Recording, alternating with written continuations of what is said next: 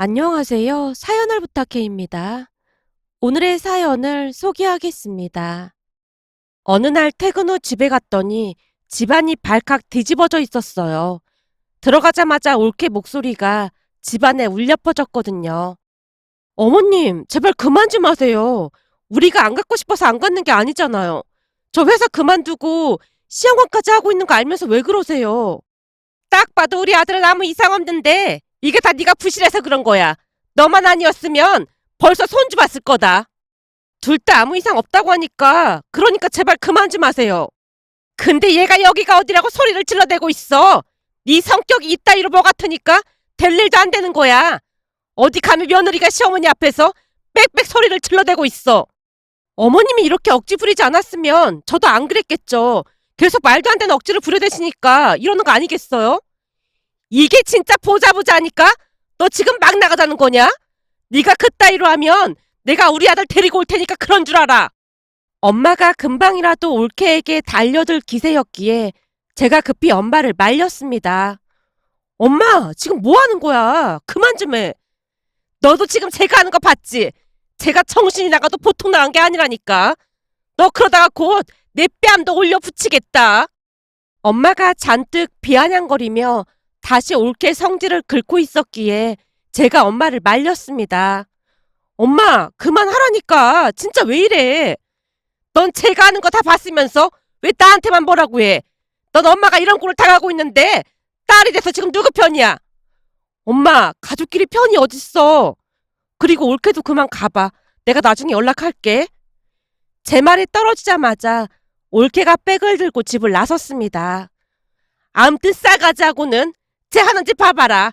성격이 저렇게 드세니까 우리 아들이 기나 펴고 살겠어.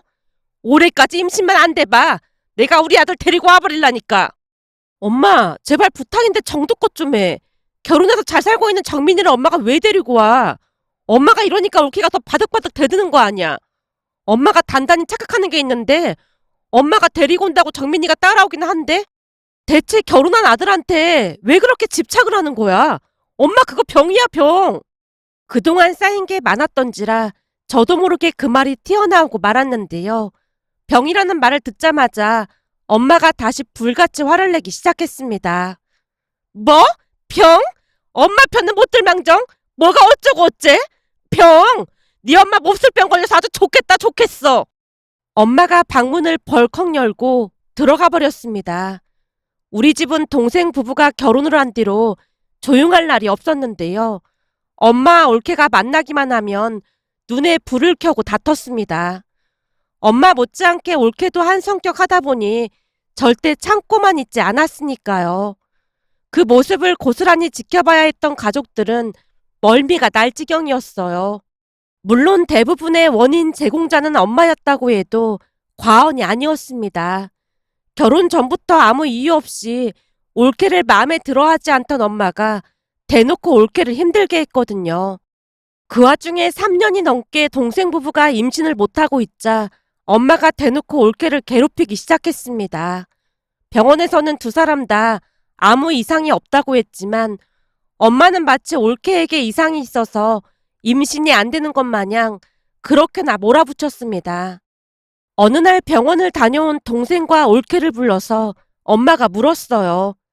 병원에서는 뭐라고 했어? 병원에서는 둘 다 이상 없으니까 차분히 기다려보자고 하더라고. 오늘 가서 보니까 우리는 아무것도 아니야. 10년 넘게 임신이 안 돼서 병원 다니는 사람도 한둘이 아니더라고. 근데 우리는 겨우 3년밖에 안 됐는데 곧 생기겠지 뭐.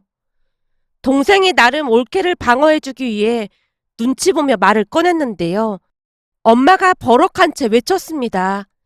얘가 뭔 소리라는 거야? 3년씩이나 임신이 안 됐는데 그게 왜 별게 아니야. 에이, 10년씩이나 안 되는 사람도 있는데 우린 진짜 아무것도 아니지. 오늘은 내가 의사한테 혼나고 왔어. 네가 혼나긴 왜 혼나? 사실 회사 회식 때문에 내가 술도 자주 마시고 그랬거든. 이 사람은 엄청 노력하는데 남편이 그러면 되겠냐고 의사가 막 혼내더라고. 이 사람 볼 면목이 없지 뭐. 라며 동생이 옳게 눈치를 보고 있었기에 저도 동생을 거들었습니다. 내가 들어보니까 그 술 먹는 게 엄청 안 좋다고 하던데 정신을 못 차렸구만. 올케는 회사까지 관두고 운동이다 식이요법이다 엄청 노력하고 있는데 네가 그러고 다니면 올케 심정이 어떻겠어? 제발 정신 좀 차리고 살아라. 내가 너 같은 남편 만날까 봐 결혼을 안 하고 있는 거야. 그렇긴 하지. 내가 너무 안일하게 생각한 것 같긴 하더라고. 앞으로는 정말 노력해보려고. 동생이 고맙다는 눈빛으로 저를 바라봤는데요. 엄마가 콧웃음을 치며 비꼬기 시작했어요. 집에서 내내 쳐놀고 있는데 그 정도도 못하겠어? 엄마, 무슨 말을 그렇게 해? 왜? 내가 못할 만했어? 우리 아들이 술을 괜히 먹겠냐고. 혼자 돈 벌어서 먹여 살리느라 얼마나 힘들면 술을 먹겠어. 거기다 네가 술을 먹고 싶어서 먹는 것도 아니고 회사 상사 눈치 보여서 술자리에서 안 먹을 순 없고 억지로 먹는 거 아니야. 그럴수록 집에서 내조를 잘해야 하는데 그게 안 되니까 네 몰골이 그 모양이지. 엄마, 내 얼굴이 뭐가 어떻다고 그런 소리를 해. 동생이 엄마에게 버럭했지만 엄마가 여전히 비꼬아서 말했어요. 집에서 쳐놀면서 밥은 제대로 해주고 있는 거 맞냐? 당연하죠. 매일 아침 저녁 챙겨주고 있습니다. 그런데 우리 아들 얼굴이 왜 저 모양이야? 혹시 아침 내내 처자는 거 아니니? 어머님, 제가 참 이상해서 물어보는 건데요. 이 사람 결혼 전에 아침밥 안 먹고 다녔다면서요. 그래서 아침밥 차려줘도 먹고 나면 엄청 거북하다고 하거든요. 뭐? 너 지금 그 말뜻이 뭐냐? 그런데도 저는 매일같이 아침상 차려주는데 얼굴이 안 좋다고 하니까 드리는 말씀입니다. 엄마가 도끼 눈을 한 채 올케를 노려보고 있었습니다. 그 바람에 동생과 제가 혼비백산했고 급히 엄마를 말렸습니다. 엄마, 올케 말이 틀린 게 없긴 하지. 사실 지금도 우리는 아침밥 안 먹잖아. 그래서 나도 아침밥 먹으면 속이 더부룩하고 그렇더라고. 제 말에 엄마가 더 이상 말을 하지 않은 채 방으로 들어가 버렸습니다. 그 뒤에도 엄마는 올케에게 시도 때도 없이 잔소리를 했지만 올케 역시 당하고만 있지 않았어요. 제가 볼 때는 말빨에서 엄마가 훨씬 밀리고 있는 듯해 보였습니다. 그러던 어느 날은 엄마가 친구와 점집에 다녀온 뒤 동생과 올케를 불렀지만 이미 엄마의 성격을 알았던지라 올케는 오지 않고 동생만 집 안으로 들어왔습니다. 왜 너 혼자 온 거야? 그 사람 와봤자 엄마가 잔소리밖에 더 하겠어. 그래서 그냥 나 혼자 간다고 했어. 내가 딱 봐도 그 여우 같은 게 시킨 거구만. 암튼 임신도 못하는 게 남편 꼬드기는 데는 1등이라니까. 엄마, 그만 좀 해. 병원에서 우리 둘 다 이상이 없다고 했다니까. 웃기는 소리 하지도 마. 내가 오늘 보살님한테 들어보니까 너한텐 아무 문제가 없다잖아. 근데 며느리가 전생의 어포 때문에 임신이 안 된다고 했단 말이야. 한마디로 며느리 앞으로 자식이 없는 팔자라는 말이야. 그니까 니들 빨리 헤어져야겠다. 니 처 어포 때문에 니가 자식 없이 산다는 게 말이나 되는 소리야? 엄마가 심각한 표정으로 동생에게 말을 했는데요. 동생이 피식 웃으며 대꾸했습니다. 이제는 하다하다가 점쟁이 말 듣고 아들을 이혼시키려고 하네. 엄마, 나 이제 여기 안 올 테니까 그런 줄 알아. 라며 동생이 집을 나섰습니다. 엄마가 마구마구 소리를 질러대고 있었고요. 그런데 잠시 후 안방에서 엄마가 누군가랑 통화하는 소리가 들렸고 귀를 쫑긋한 채 듣고 있었는데요. 너 말이야, 잘 들어. 내가 지금 보살님을 만나고 왔는데 네 업보 때문에 임신이 안 된다고 하더구나. 그러니까 더 늦기 전에 우리 아들이랑 이혼해라. 아무 잘못도 없는 우리 아들이 너 때문에 자식도 없이 평생을 살 수는 없는 거잖니? 엄마, 지금 뭐 하는 거야? 제가 급히 안방으로 뛰어들어가서 소리쳤지만 엄마가 계속해서 말을 했습니다. 뭐? 그래서 어쩌란 말이냐고? 그야 우리 아들은 내가 데리고 올 테니까 넌 네 살 길 찾으라는 말이잖니. 뭐? 우리 아들이 간다고 하면 보내준다고? 알았다. 그럼 내가 데리고 오마. 우리 아들이 낳아준 날 선택하겠지? 설마 너 따위를 선택하겠냐? 라고 말을 하고 있던 엄마 전화를 낚아채고는 제가 소리쳤습니다.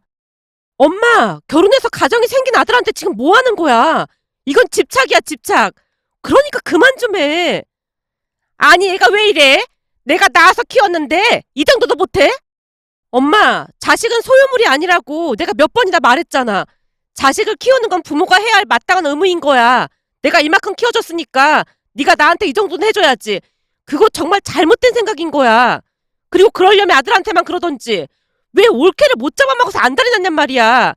나도 지긋지긋해서 이 집에서 나갈 참이야. 아무리 말을 해도 못 알아듣고 진짜 너무너무 스트레스야. 제가 엄마에게 소리치고 있었는데요. 아무리 말을 해도 변하지 않는 엄마로 인해 너무나 스트레스를 받고 있었거든요. 그런데 집에 들어오다 엄마와 제가 다투는 소리를 들었던 모양인지 아빠가 안방으로 들어와서 버럭했습니다. 아니 이게 다 무슨 소리야? 여보, 당신 왔어? 별일 아니야. 얘가 괜히 그러는 거야. 괜히 그러긴 뭐가 괜히 그래. 아빠, 엄마가 점을 보고 왔다는데 올케 업보 때문에 임신이 안 된다고 했대. 그래서 정민이를 데리고 온다고 하잖아. 그게 무슨 말이야? 정민이를 데리고 오다니. 아빠가 눈을 커다랗게 뜨고는 엄마와 저를 번갈아 가며 바라봤습니다. 말 그대로야. 정민이가 엄마 자식이니까 데리고 온다잖아. 말도 마. 올케한테 시도 때도 없이 정민이를 데리고 온다고 난리도 아니야. 뭐? 당신 진짜 미쳐도 단단히 미쳤구만. 결혼까지 한 자식이 당신 소유물이야? 그리고 당신이 데리고 온다고 하면 정민이가 얼씨구나 하고 잘도 오겠구만. 잘 됐네. 우린 나갈 테니까 당신은 정민이랑 둘이 잘 살아봐. 아니 그게 무슨 말이야. 나가다니. 당신 같은 여자랑 도저히 못 살겠다 그 말인 거잖아. 이건 여자의 적은 여자라고 하더니 어떻게 된 게 며느리를 못 잡아먹어서 그 난리를 부리고 있어. 당신 딸이 시집가서 똑같은 꼴을 당하면 참 더 좋겠다. 사람이 최소한 죄는 짓고 살지 말아야지. 뭐하는 짓이야. 내가 괜히 그래? 며느리 그게 나를 아주 우습게 하니까 그런 거잖아. 말끝마다 꼬박꼬박 말대꾸나 하고 있고 얼마나 꼴보기 싫으면 그러겠어. 엄마, 올케가 처음부터 그랬던 건 아니잖아. 엄마가 허구한 날 말도 안 되는 트집을 잡으니까 그런 거 아니야. 너야말로 내 뱃속으로 나왔는데 어쩜 이렇게 싸가지가 없는 거니? 내가 널 낳고 미역국을 먹은 게 아깝다 아까워. 엄마가 한탄하듯 말했는데 아빠가 다시 버럭했습니다. 당신 내 말 잘 들어. 한 번만 더 며느리한테 함부로 하면 그땐 정말 사달이 날 줄 알아. 당신도 며느리로 살면서 그 순환을 당했으면서 어떻게 똑같이 그럴 수가 있어? 아빠가 잔뜩 화가 난 채 밖으로 나가버렸고 저도 아빠를 따라 나갔는데요. 아빠가 편의점 밖 테이블에 자리를 잡은 채 긴 한숨을 내쉬었어요. 아빠, 맥주랑 안주 좀 사올까? 그래, 목마른데 그거라도 먹자. 아빠 말에 편의점으로 들어가서 맥주와 안주거리를 사서 나왔는데요. 아빠가 올케와 통화를 하고 있었어요. 대부분은 사과를 하는 말이었고 엄마가 전화를 해도 받지 말라는 당부도 잊지 않았습니다. 그러던 어느 날 기가 막힌 일이 일어났습니다. 주말 아침부터 엄마가 동생에게 전화를 했어요. 오늘 다 같이 밥 먹게 건너와라. 나 몸이 안 좋아서 못 갈 것 같아. 어제부터 내내 누워있었거든. 뭐? 몸이 왜 아파? 그냥 좀 아파. 나 쉬어야 하니까 전화 끊을게. 동생이 전화를 끊은 모양인데요. 그 주 내내 아들이랑 밥 먹을 생각을 하고 있던 계획이 틀어지자 엄마가 또다시 괘씸하다고 생각을 했어요. 보나마나 며느리 그것이 못 가게 시킨 거야. 엄마는 확인되지도 않은 걸 가지고 그런 말을 하고 있어. 아프다고 하잖아. 아프긴 누가 아파. 지쳐 눈치 보여서 그런 거지. 라며 엄마가 씩씩거리며 안방으로 들어갔습니다. 그런데 잠시 후 안방에서 다시 큰 소리가 들려왔는데요. 엄마 휴대폰으로 전화를 하면 올케가 받지 않는다는 것을 알고 있던 엄마가 제 휴대폰을 몰래 들고 방으로 들어가서 올케에게 전화를 했던 모양이었어요. 우리 아들이 아프다고 하는데 진짜니? 대체 어떻게 했길래 아파서 누워있어? 내가 가서 두 눈으로 확인해봐야겠으니까 기다리고 있어봐라. 뭐? 그냥 지금 온다고? 그럼 그렇지. 아프다는 거 다 거짓말인 거지? 그럼 냉큼 건너와라. 아니 어디 할 짓이 없어서 CM이한테 거짓말을 하고 있어. 당장 내 아들 데리고 와. 라며 엄마가 전화를 끊었어요. 그 모습에 제가 놀란 채 물었고요. 뭐야, 아픈 거 아니래? 내가 뭘 했어? 며느리 그게 작정하고 네 동생한테 시킨 거라니까. 지금 건너온다고 하니까 오늘 내내 음식 좀 만들게 해야겠어. 시집살이가 편하니까 그런 꼼수나 부리고 있는 거 아니겠어? 지금까지 봐온 올케 성격상 거짓말하고 그럴 성격은 아닌 것 같던데. 진짜 아프다고 거짓말을 한 거란 말이야? 글쎄 곧 온다고 했으니까 오면 거짓말인지 아닌지 알 수 있을 거 아니야. 엄마가 잔뜩 짜증을 내고 있었습니다. 그렇게 잠시 후 동생 부부가 집 안으로 들어왔는데요. 올케가 동생을 부축한 채 들어왔습니다. 엄마, 아프다고 분명히 말했는데 왜 오라고 한 거야? 뭐야, 진짜 아팠던 거야? 그럼 우리가 아픈 거 가지고 거짓말이라도 했을까봐 그래? 아니, 어디가 어떻게 아프길래 그 모양인 거야? 그쯤에서 엄마가 걱정스러운 눈빛으로 동생을 살피고 있었는데요. 올케가 조용히 말했습니다. 어머님, 이 사람 부축 좀 해주세요. 저는 차에 다시 가봐야 할 것 같아서요. 차에는 왜? 짐을 옮겨야 해서요. 짐이라니 무슨 짐을 옮겨? 잠깐만 기다리고 계세요. 라고 올케가 다시 주차장으로 내려갔고 잠시 후 짐을 바리바리 싸들고 들어왔습니다. 그 모습에 엄마가 놀라서 물었어요. 아니 이게 다 뭐니? 무슨 짐을 이렇게 많이 가지고 왔어? 사실 시댁 가족들에게 말 안 하고 제가 어떻게든 해보려고 했거든요. 근데 어머님이 아까 어머님 아들 데리고 오라고 하셨잖아요. 그래서 데리고 왔어요. 그러니까 앞으로 어머님께서 이 사람 병간호 좀 잘 해주세요. 뭐? 병간호라니? 그게 무슨 말이야? 사실은 이 사람 허리 디스크래요. 그래서 수술도 하고 재활치료도 해야 하거든요. 뭐? 디스크? 네. 그래서 회사도 그만뒀어요. 아니 회사를 그만두면 어떡해? 이 디스크라는 게 수술하고 나서 재활치료도 받아야 하는데 지금 다니는 회사 계속 다니다가 또 안 좋아질 수도 있다고 해서 그냥 그만두기로 했어요. 우선 사람부터 살리고 봐야 할 것 같아서 제가 그만두라고 했어요. 올케의 말에 엄마 얼굴이 사색이 된 채 넋이 나가 있었는데요. 엄마가 정신을 차릴 틈도 주지 않고 올케가 다시 말했습니다. 그래서 제가 다시 취업을 했어요. 뭐? 네가 취업을 했다고? 이 사람이 재활치료 받는 동안 제가 먹여 살려야 하는데 당연하잖아요. 그래서 말인데 앞으로 어머님이 이 사람 병간을 좀 해주셔야 할 것 같아요. 뭐? 내가 왜? 그게 무슨 말씀이세요? 허구한 날 어머님이 저한테 아들 데리고 오라고 윽박 지르셨잖아요. 그래서 제가 이렇게 데리고 왔으니까 어머님께서 이 사람 책임지세요. 저는 곧 출근을 해야 해서 엄청 바빠질 것 같거든요. 올케가 작정이라도 한 듯 쏟아내고 있었는데요. 엄마가 뒷걸음질까지 치며 혼비백산했습니다. 아니 그래도 이건 좀 그렇지. 이건 그렇다니요? 내가 나이도 있는데 병관을 어떻게 하니? 아무리 그래도 이건 좀 아니지. 엄마가 변명을 늘어놓으려던 찰나 아빠가 외쳤습니다. 그렇게 하면 되겠구나. 앞으로 며느리가 가장이 된 거나 마찬가지니까 집에서 노는 당신이 병관으로 하는 게 맞는 거지. 거기다 당신이 허구한 날 당신 아들 데리고 온다고 으름장을 놓았다며. 당신 소원대로 당신 아들 끼고 살 수 있어서 아주 잘 됐네 그래. 모든 게 만사 형통이구만 그래. 아빠가 박수까지 치면서 엄마를 응원했고 올케가 엄마에게 감사 인사를 했습니다. 어머님, 그렇게 그리워하던 아들이랑 좋은 시간 보내시고요. 저는 이제부터 열심히 돈 벌어서 이 사람 뒷바라지 하도록 하겠습니다. 근데 저 사람 몸 상태가 저래서 손주 생각은 좀 접어두셔야 할 것 같네요. 너 지금 나 놀리는 거니? 아니요. 제가 어떻게 감히 어머님을 놀리겠어요. 곰곰이 생각해보니 어머님이 계속해서 아들을 데리고 오라고 하신 이유 중에 이런 깊은 뜻이 숨겨져 있었는지 정말이지 꿈에도 모른 채 제가 어머님께 너무 버릇없이 행동한 것 같습니다. 그 부분 진심으로 사과 말씀 드리겠습니다. 올케가 허리까지 숙여 인사를 하고는 동생에게 말했어요. 여보, 그럼 난 열심히 돈 벌어서 당신 뒷바라지 할 테니까 아무 걱정하지 말고 어머님께 맛있는 거 많이 해달라고 하고 오붓하게 잘 지내? 여보, 나 때문에 너무 미안해. 아니야.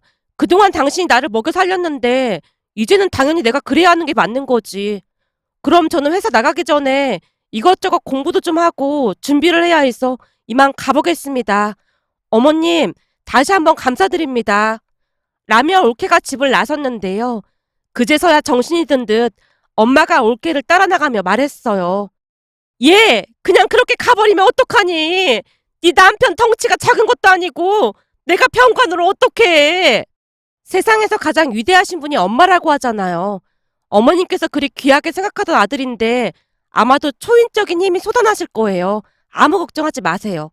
그럼 저는 이만 가보겠습니다. 올케가 급히 주차장으로 내려가서 차를 타고 아파트를 빠져나갔는데요. 엄마가 그 뒤를 따라가며 외쳤어요. 얘, 네 남편을 왜 나한테 떠맡기는 거니? 얼른 데리고 가! 엄마가 올케 차를 따라가며 같은 말을 반복해서 소리치고 있었지만 엄마가 질러대는 소리가 메아리가 되어 돌아올 뿐이었습니다. 그런 엄마를 모시고 집 안으로 들어왔는데요.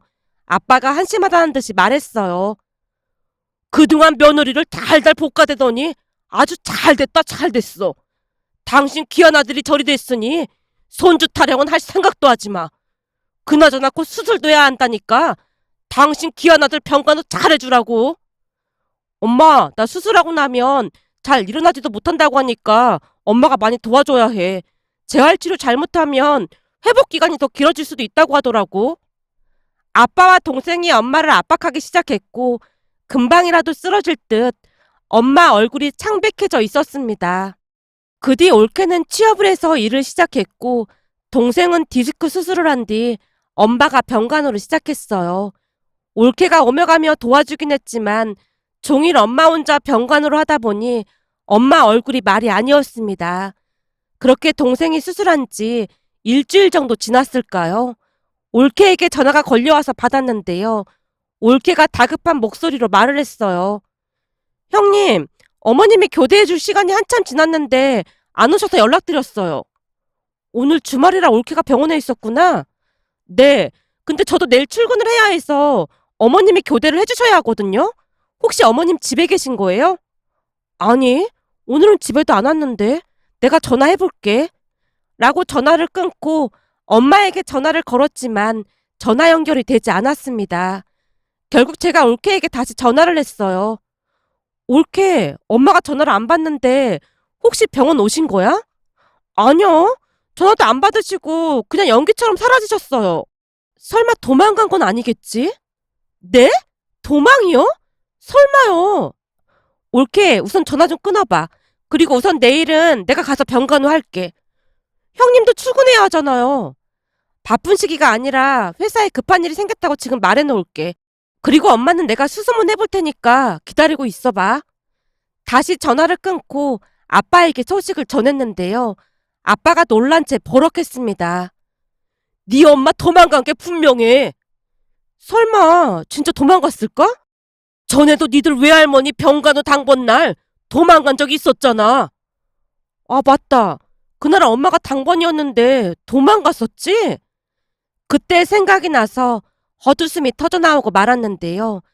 몇 년 전에 갑작스레 외할머니께서 쓰러지시는 바람에 가족들이 돌아가면서 병간호를 해드리고 있었어요. 물론 아빠랑 저도 당번에 들어갔을 정도로 모든 가족들이 당번을 짜서 병간호를 했습니다.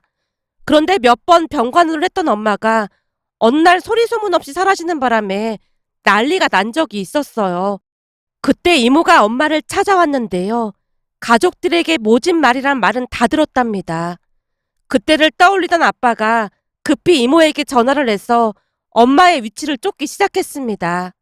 하지만 어디로 숨어버린 것인지 일주일이 지나도 엄마의 흔적을 찾을 수가 없었어요. 결국 올케가 어렵게 들어간 회사를 그만둘 수밖에 없었기에 아빠가 잔뜩 독이 오른 채 벼르고 있었습니다. 그렇게 며칠이 더 지나갔고 이모가 급히 집으로 쫓아와서 아빠에게 일러 바쳤어요. 형부, 언니 어디 있는지 찾았어요. 그게 정말이야? 어디 있는데?